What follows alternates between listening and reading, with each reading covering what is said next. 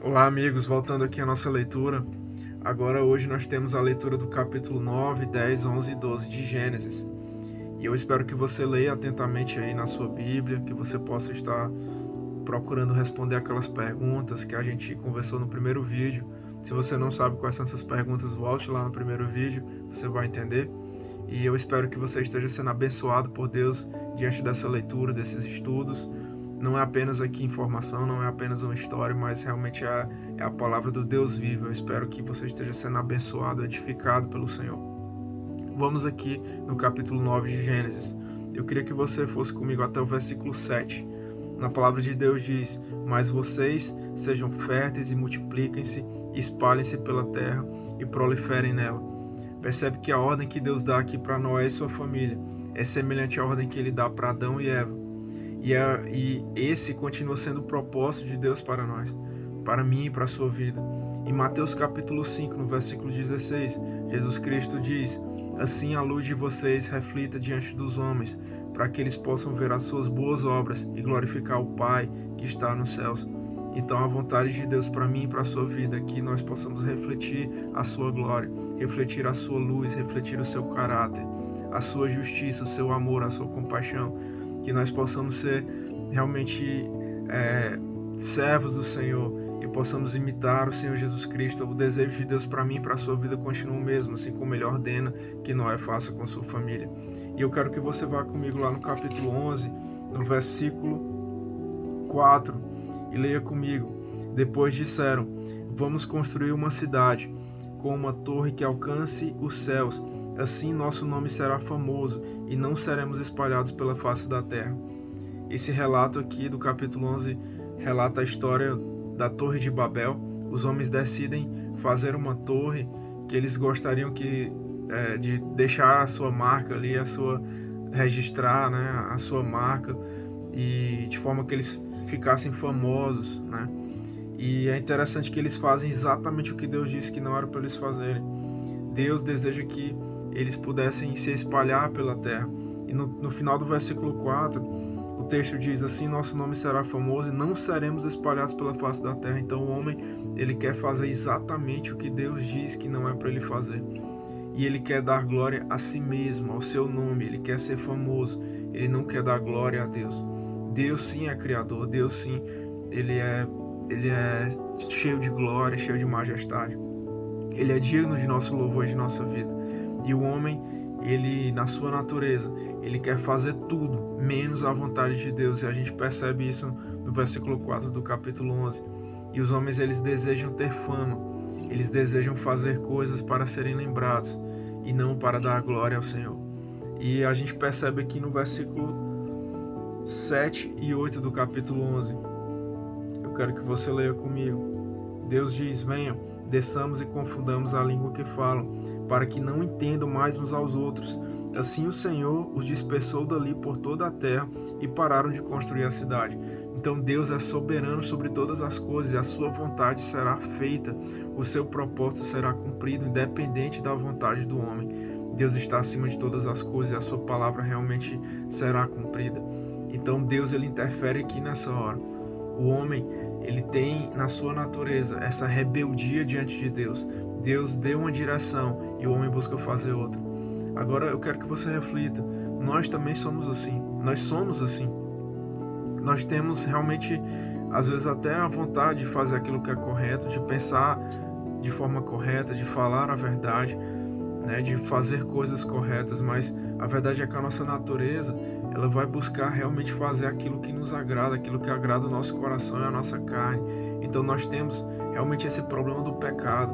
O nosso estado, quando nós nascemos, é de rebeldia diante de Deus. Nós estamos distantes de Deus, por isso nós carecemos da sua graça, por isso nós carecemos da sua misericórdia. Agora vamos aqui no capítulo 12. Eu quero que você abra sua Bíblia aí em Gênesis capítulo 12, e a gente vai começar a ver aqui a história de Abrão. E é uma história tão especial, que tem tanto a nos ensinar. E eu quero que você leia comigo aqui no versículo 1 até o versículo 3. Então o Senhor disse a Abrão: saia da sua terra, do meio dos seus parentes e da casa de seu pai, e vá para a terra que eu lhe mostrarei. Farei de você um grande povo e o abençoarei. tornarei famoso o seu nome, e você será uma bênção. Abençoarei os que o abençoarem, e amaldiçoarei os que o amaldiçoarem, e por meio de você todos os povos da terra serão abençoados. E eu queria que você grifasse aí na sua Bíblia o finalzinho do versículo 3, todos os povos da terra serão abençoados. Glória a Deus. É bem verdade que essa bênção chegou até nós no Brasil, chegou até nós aqui no Piauí, eu moro no Piauí, e chegou até nós em nossas vidas, em nossas casas, em nossas famílias. E por conta dessa bênção que Deus deu a Abraão, nós também fomos abençoados. Esse versículo 3, ele também aponta para a pessoa de Jesus Cristo. Jesus Cristo vem da descendência de Abraão, e por conta do seu sacrifício, do seu sangue derramado na cruz, nós podemos ter vida em abundância, uma vida eterna com Deus, uma vida onde nós não teremos sofrimento, não haverá choro, onde não haverá doenças. E realmente é tão especial perceber que Deus, ele inicia essa bênção para toda a terra com a pessoa de Abrão. E percebe comigo que Abrão, no versículo 4, o texto diz que partiu Abrão como lhe ordenara o Senhor, e Ló foi com ele. Abrão tinha 75 anos quando saiu de Harã. Então é interessante aqui uma coisa, que Abrão, ele tem fé naquilo que Deus promete a ele. Percebe que no início do capítulo 12, no finalzinho do versículo 1, Deus fala para Abrão, e vá para a terra que eu lhe mostrarei. Deus não mostrou nada para Abrão. Deus disse que iria mostrar para Abrão. Então o Senhor, ele trouxe a palavra dele a Abrão, ele fez um chamado a Abrão, e Abrão teve fé na palavra de Deus. Abrão creu na palavra de Deus. No texto de Hebreus capítulo 11 vai dizer que Abrão teve fé na palavra de Deus, na sua promessa, e que ele decidiu realmente obedecer ao Senhor. Então a primeira reflexão que a gente deve fazer aqui para as nossas vidas é que Deus, ele nos chama para algo realmente muito maior do que aquilo que seus olhos podem ver. O Senhor conquistou para nós uma vida eterna, uma vida plena, uma vida que não tem comparação com aquilo que nós podemos ter hoje aqui nessa terra. Então Deus nos chama para algo muito maior, algo muito mais precioso, e nós entendemos que nós estamos aqui apenas como peregrinos, nós estamos aqui apenas passando um pedaço da nossa vida, mas temos toda a eternidade aí para frente.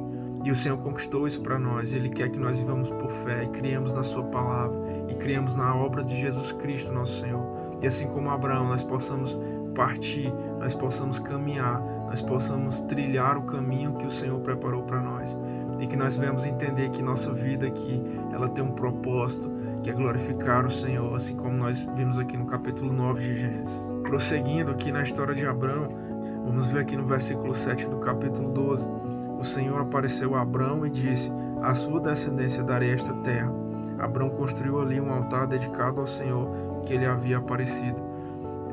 Aqui a gente também tem uma verdade muito especial. A resposta de Abrão diante da bênção que Deus estava dando para ele e da promessa que Deus estava dando para ele foi adorá-lo, reconhecer quem Deus era, reconhecer que Deus realmente era digno da confiança de Abrão. Ele estava partindo da terra dele, da parentela dele, para ir para um lugar desconhecido, porque Deus tinha prometido.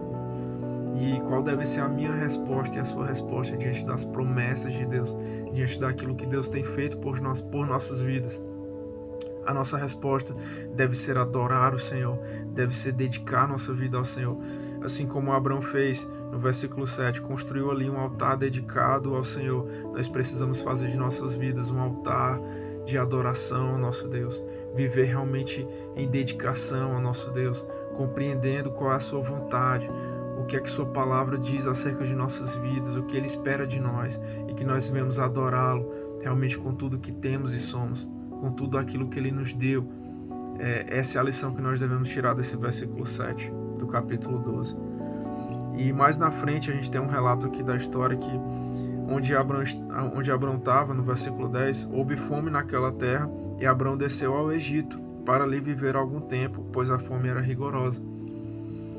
Abrão foi para a terra que Deus tinha prometido, ele vivia ali como peregrino. Lá em Hebreus 11 nós temos essa verdade. Mas teve fome nessa terra e ele partiu para o Egito. E no versículo 12 Abraão vai dizer para Sarai, que era sua esposa, e ele fala no versículo 13: diga que é minha irmã, para que me tratem bem por amor a você e minha vida seja poupada por sua causa. Então Abraão pede para Sarai falar uma meia-verdade, e a gente sabe que uma meia-verdade é uma mentira.